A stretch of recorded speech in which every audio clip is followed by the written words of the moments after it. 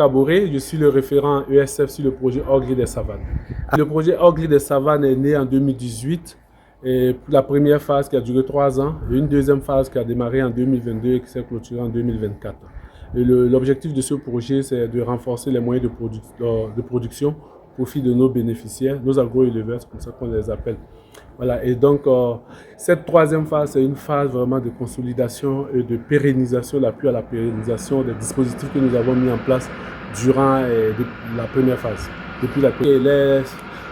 En termes de critères des bénéficiaires, nous avons adopté une approche communautaire avec l'appui de l'action sociale qui nous a permis de vraiment recruter, sélectionner des personnes vulnérables et selon les critères que l'action sociale utilise. Voilà. Et en termes de formation, il y a des formations techniques sur les itinéraires techniques de formation. Nous leur donnons aussi des formations sur l'entrepreneuriat. Pour des femmes, il y a des formations sur les questions de genre.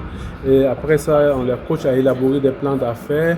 On leur donne des subventions pour pouvoir démarrer leur activité d'élevage, notamment avec un bâtiment d'élevage, des équipements et des intrants.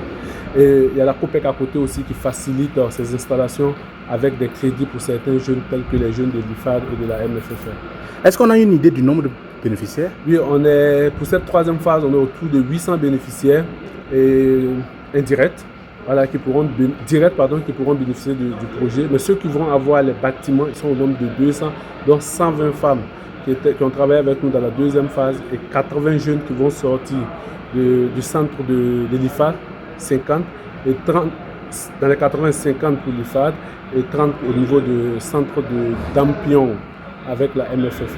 Le tombé, c'est l'augmentation des revenus qui permet surtout aux femmes de pouvoir,